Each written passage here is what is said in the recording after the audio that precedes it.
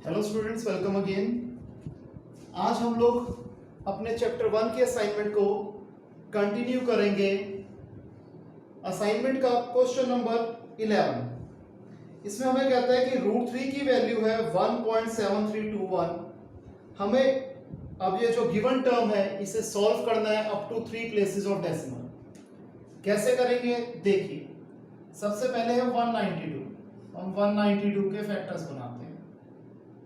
2 पे आया 96, 2 पे आया 48, 2 पे आया 24, 2 पे आया 12, 2 पे आया 6, 2 पे आया 3, 3 पे आया 1। तो ये हो जाएगा स्क्वायर रूट में 6 बार 2 आ रहा है और 1 बार 3 आ रहा है, माइनस 1/2। 48 के फैक्टर्स बना लेते हैं।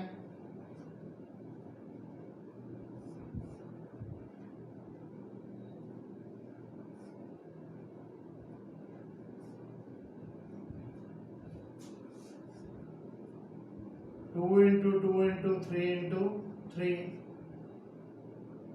सॉरी 2 आ रहा है 4 टाइम्स और 1 बार आ रहा है 3। फिर है 75, इसके फैक्टर्स बना लेते हैं।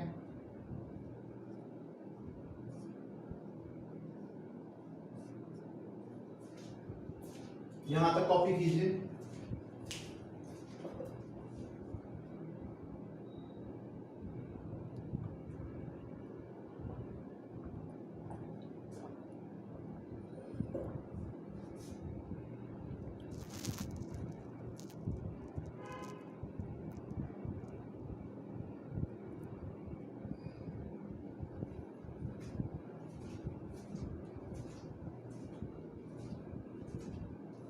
इसके बाद ये था -75 के हमने फैक्टर्स बना दिए 3 इंटू 5 इंटू 5।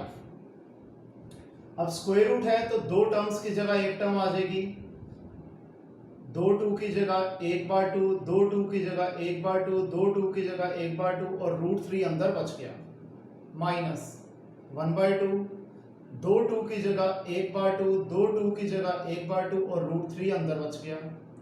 माइनस 2 बार 5 की जगह 1 बार 5 और √3 अंदर बच गया। ये हो जाएगा 2 2 सा 4, 4 2 सा 8, 8 √3,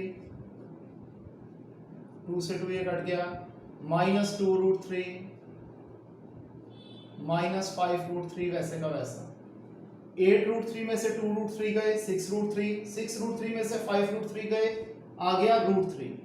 तो ये तो क्वेश्चन खैर बहुत आसान हो गया। आप सीधा √3 की हमने वैल्यू लिख दी 1.732, क्योंकि हमें 3 प्लेसेस ऑफ डेसिमल तक ही लिखना था। अगर यहाँ पर कुछ और टर्म आता, फॉर एग्जांपल 4 √3 आता, तो हम 4 को 1.732 से मल्टीप्लाई कर देते। ये चेंज आता उस क्वेश्चन में। अब हम लोग करते हैं क्वेश्चन नंबर 12 का फर्स्ट पार्ट।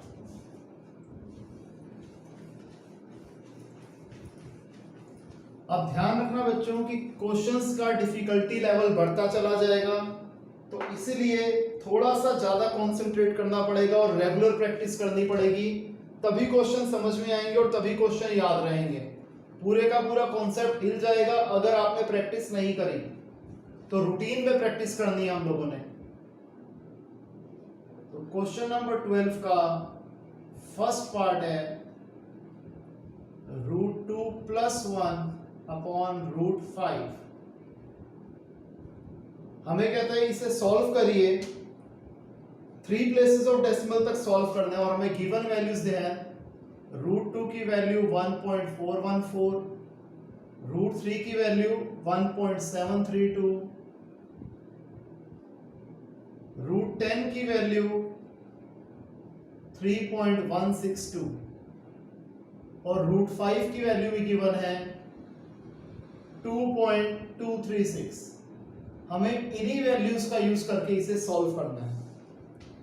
ध्यान रखना गोल्डन रूल वही रहेगा कि जब इस चैप्टर में ये क्वेश्चन होते हैं तो हमने कभी भी डिनोमिनेटर में रूट नहीं छोड़ना होता।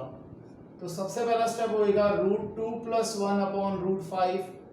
हमें पता है हमने डिनोमिनेटर में रूट नहीं छोड़ना, मोनोमियल है तो हम सेम नंबर से रैशनलाइज कर देंगे, यानी कि √5 से हमने न्यूमरेटर और डिनोमिनेटर दोनों को मल्टीप्लाई कर दिया।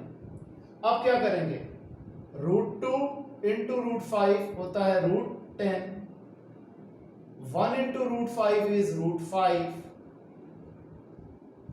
√5 × √5 इज 5। मैं रिपीट करता हूं, √2 × √5 होता है √10, 1 × √5 होता है √5 और √5 × √5 होता है 5। अब हम इसकी वैल्यू सब्स्टिट्यूट करते हैं।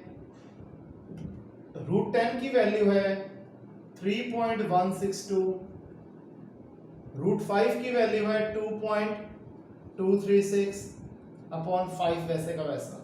अब इसे हम ऐड कर लेते हैं, 6 और 2 8, 3 और 6 9, 2 और 1 3, 3 और 2 5 अपॉन 5।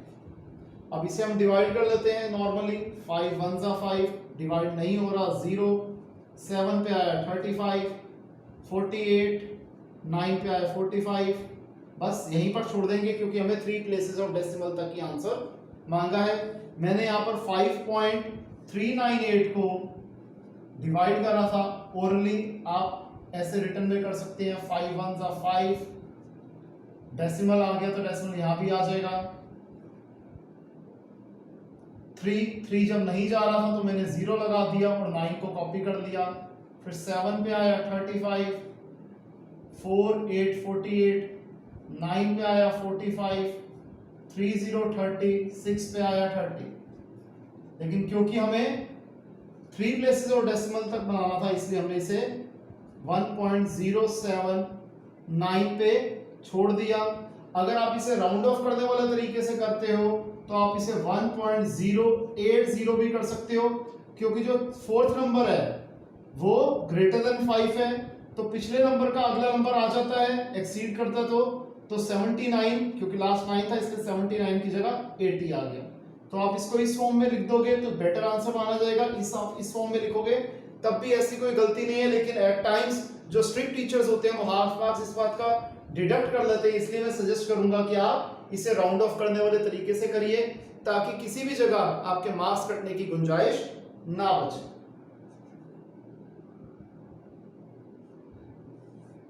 अब हम लोग करते हैं क्वेश्चन नंबर 13, जो कि बहुत बहुत बहुत ज्यादा इंपॉर्टेंट है, पेपर में आएगा ही आएगा, तो इसलिए इसे थोड़ा ध्यान से समझिएगा।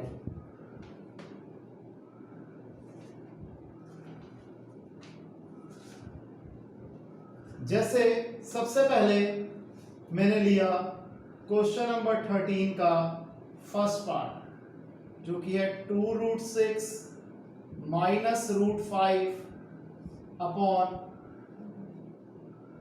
3√5 -2√6। क्वेश्चन में कहता है कि simplify each of the following bye rationalising the denominator. हमें इन क्वेश्चंस को सिंप्लीफाई करना है डिनोमिनेटर को रैशनलाइज करते हुए। हमें इन क्वेश्चंस को सिंप्लीफाई करना है डिनोमिनेटर को रैशनलाइज करते हुए। तो देखिए क्या होगा ये, 2√6 -√5 अपॉन 3√5 -2√6। इसे हम रैशनलाइज करेंगे 3√5 + 2√6 से, क्योंकि जब हमने पहले भी ये चीज डिस्कस करी थी कि जब हम रैशनलाइज करते हैं और डिनोमिनेटर में माइनस, जो भी जब बाइनोमियल का केस होता है, जब दो टर्म्स होती हैं तो हम माइनस की जगह उसे प्लस से रैशनलाइज कर लेते हैं, और अगर प्लस होता है तो माइनस लगा देते हैं। यहां पर ये बाइनोमियल था 3√5 -2√6, तो मैंने इसे रैशनलाइज कर दिया 3√5 + 2√6 से, क्योंकि माइनस का प्लस हो जाता है, साइन ऑपोजिट हो जाते हैं, टर्म्स दोनों वैसी की वैसी रहती है, सिर्फ साइन में चेंज आता है, वो भी मिडिल वाले साइन में। इसके बाद जो अगला स्टेप है कि हम पहले 2√6 को 3√5 से मल्टीप्लाई करेंगे। 2 3 = 6, √6 × √5 इज √30। इसके बाद हम 2√6 को मल्टीप्लाई करेंगे 2√6 से, 2 2 ज़ा 4, √6 इंटू √6 इज 6, फिर -√5 इंटू 3√5, कुछ भी नहीं होता 1 माना जाता है, -1 इंटू 3 -3, √5 इंटू √5 इज 5, फिर -1 into 2 is -2, √5 into √6 is √30 upon denominator में क्या है a minus B a plus B. आपको बताया था डिनोमिनेटर में हमेशा यही आइडेंटिटी बनती है, तो ये होता है a square minus B square, तो ये हो जाएगा 3√5 का स्क्वायर माइनस 2√6 का स्क्वायर। ये बहुत इंपॉर्टेंट स्टेप था, बच्चे अक्सर इसी में गलती करते हैं, इसलिए मैं इस स्टेप को आराम से दोबारा समझा रहा हूं, तो प्लीज ध्यान से सुनिए।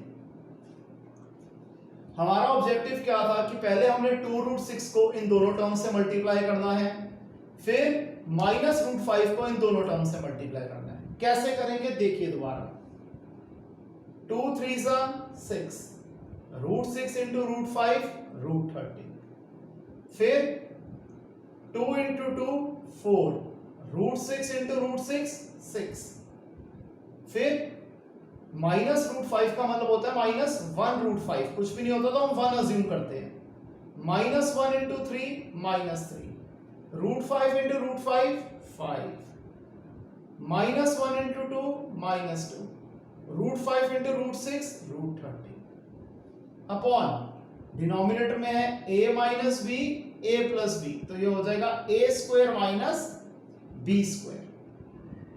अब आराम से देखते हैं, एक स्टेप एक्स्ट्रा लिखते हैं इसमें, 6√30 प्लस 4 6 ज़ा 24, -3 इंटू 5 -15, -2√30 अपॉन 3 का स्क्वायर 9, √5 का स्क्वायर 5, -2 का स्क्वायर 4, √6 का स्क्वायर 6। इसके बाद 6√30 और 2√30 लाइक टर्म्स हैं, माइनस हो रहे हैं, माइनस कर देंगे, 6√30 में से 2√30 गया 4√30, 24 - 15 9 अपॉन 9 5 ज़ा 45, 4 6 ज़ा 24, तो हो जाएगा 4। अब अगर हम √30 के फैक्टर्स बनाते हैं तो इसमें कुछ भी कॉमन निकल के बाहर नहीं आएगा, क्योंकि स्क्वायर रूट है, यहाँ पर कोई भी चीज कोई भी टर्म ऐसी नहीं है जो 2 बार आ रही हो, इसलिए हम इसे ऐसे का ऐसा ही लिखेंगे, +9 अपॉन 45 में से 24 गया 21। अब इसमें कुछ कॉमन नहीं निकल रहा, कुछ कट नहीं रहा, तो ये यहीं पर हमारा आंसर खत्म हो गया। इस तरीके के ये क्वेश्चंस हैं, आराम से इसे कॉपी करो, आराम से समझो। जिस किसी को कहीं भी प्रॉब्लम आती है, you are free, you are open to call me any time. आप लोग चाहे तो वीडियो कॉल भी कर सकते हैं, आप चाहे तो नॉर्मल कॉल भी कर सकते हैं, आपके क्वेश्चन हर बार सॉल्व करके आपको एक सेटिस्फैक्ट्री जवाब मिलेगा। यहां तक कॉपी कीजिए बच्चे।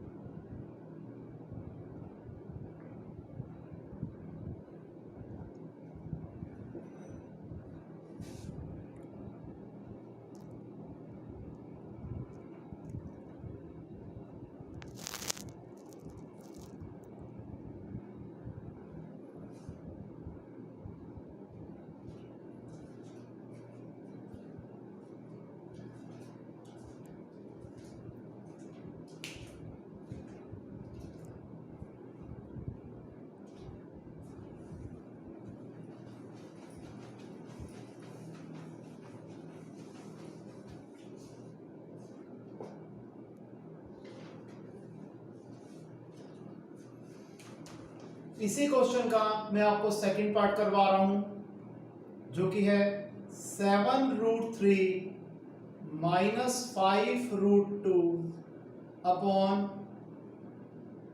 √48 प्लस √18। इस क्वेश्चन में एक स्टेप हमारा एक्स्ट्रा आ जाएगा। न्यूमरेटर में तो कोई चेंज नहीं है, 7√3 प्लस 5√2। डिनोमिनेटर में हम पहले 48 के फैक्टर्स बनाते हैं।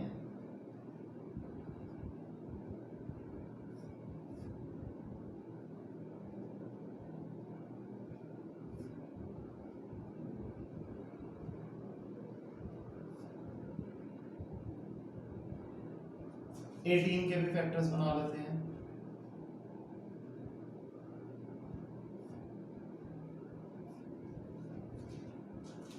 ये हमने सबसे पहले दोनों के फैक्टर्स बना लिए।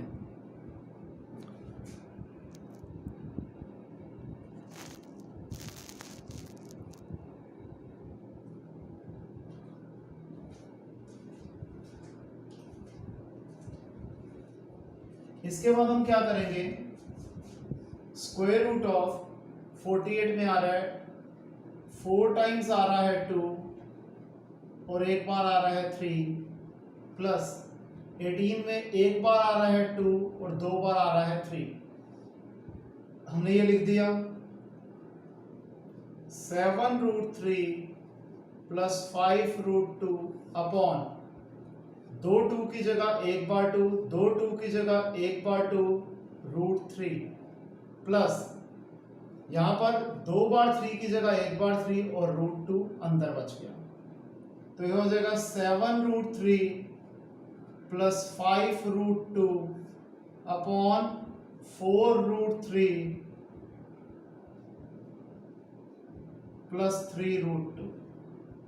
अब देखा जाए यहां से ये क्वेश्चन की फॉर्म वही फॉर्म बन गई जो कि हमारे पास पिछले क्वेश्चन में थी।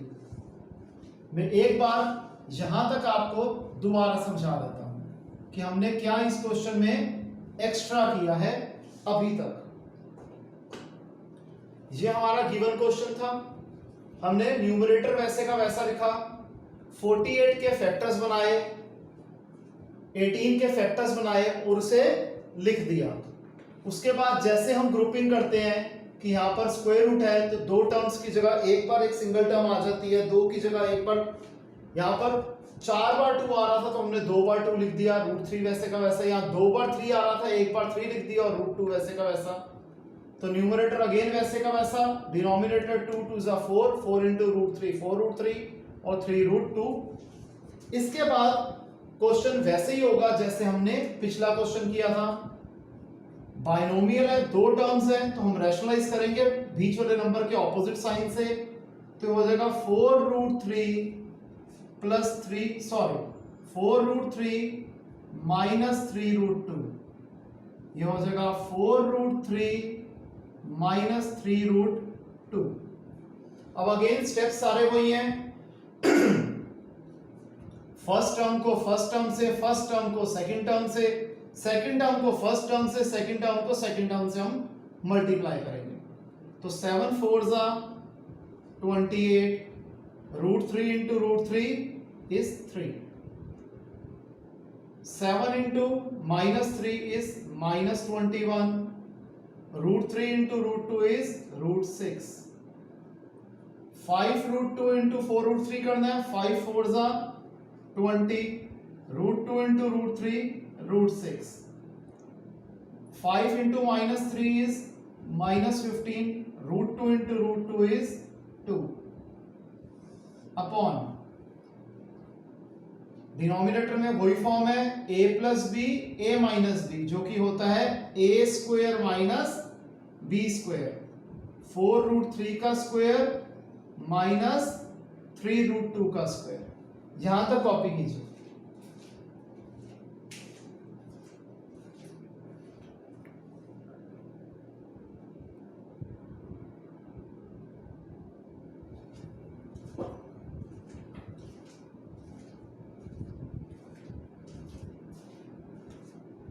अब ये हो जाएगा 28 into 3 84 माइनस 21√6 प्लस 20√6 माइनस 15 2 जा 30, 4 का स्क्वायर 16, √3 का स्क्वायर 3, 3 का स्क्वायर 9, रूट 2 का स्क्वायर 2।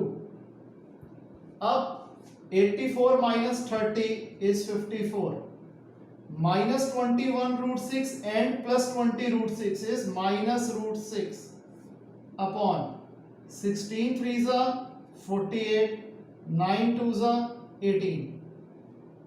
अब अगला स्टेप लिखते हैं हम।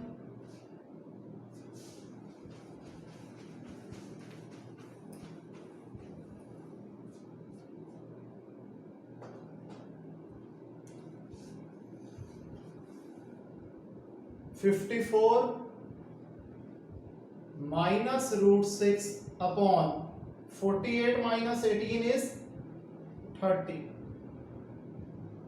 अब हम इसे इस फॉर्म में भी छोड़ सकते हैं, या फिर हम इसे लिख सकते हैं कि 54 अपॉन 30 माइनस रूट 6 अपॉन 30। तो यहां पर ये थोड़ा कट रहा है, 3 10 जा 3 18 जा 2 9 जा 2 5 जा, तो हो जाएगा 9 अपॉन 5 माइनस रूट 6 बाई 30। आप ऐसे छोड़ देंगे तब भी कोई दिक्कत नहीं है, ऐसे लिख देंगे तब भी कोई दिक्कत नहीं है, दोनों ही फॉर्म्स एक्सेप्टेबल है। हम लोग एक और इंपॉर्टेंट क्वेश्चन इसमें से कर लेते हैं, थर्ड पार्ट। देखिए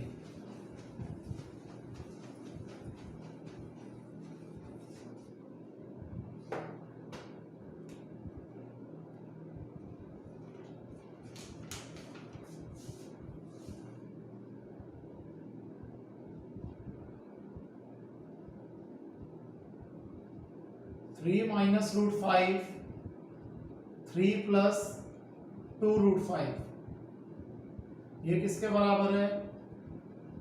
a रूट 5 माइनस b के। इस क्वेश्चन में हमें a और b की वैल्यूज फाइंड करनी है। इस पर्टिकुलर क्वेश्चन में हमें a और b की वैल्यूज फाइंड करनी है। क्वेश्चन वैसा ही है जैसे अब तक हमने क्वेश्चन करे हैं। न्यूमरेटर ये जो टर्म थी ये तो वैसी की वैसी लिख दी। अब डिनोमिनेटर में रूट है और ये बाइनोमियल फॉर्म में है, तो हम रैशनलाइज करेंगे मिडिल के ऑपोजिट साइन से। 3 माइनस 2 रूट 5 से हमने इसे रैशनलाइज कर दिया, is equal to a root 5 minus b। ये चीज वैसी की वैसी चलती रहेगी। अब 3 3 जा 9, सेम स्टेप्स रहेंगे। 3 into minus 2 root 6 is minus 6 root 5, minus root 5 into 3 is minus 3 root 5, minus root 5 into minus 2 root 5 is minus 1 into minus 2 is plus 2, root 5 into root 5 is 5। Denominator a plus B a minus B, जो कि होता है a square minus b square के बराबर, a root 5 minus b। ये हो जाएगा 9 minus 6 root 5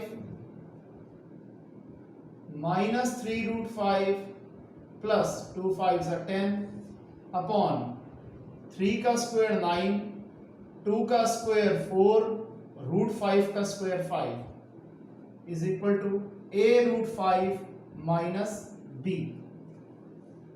9 plus 10 is 19, minus 6 root 5 minus 3 root 5 is minus 9 root 5 upon 9 minus 4 into 5 minus 20, a root 5 minus b। ये हो जाएगा 19 minus 9 root 5 upon minus 11 is equal to a root 5 minus b। अगर हम minus ऊपर transfer करेंगे तो ये हो जाएगा माइनस में 19 minus 9 root 5 upon 11 is equal to a root 5 minus b। Sign opposite हो जाएंगे, minus 19 plus 9 root 5 upon 11 is equal to a root 5 minus b।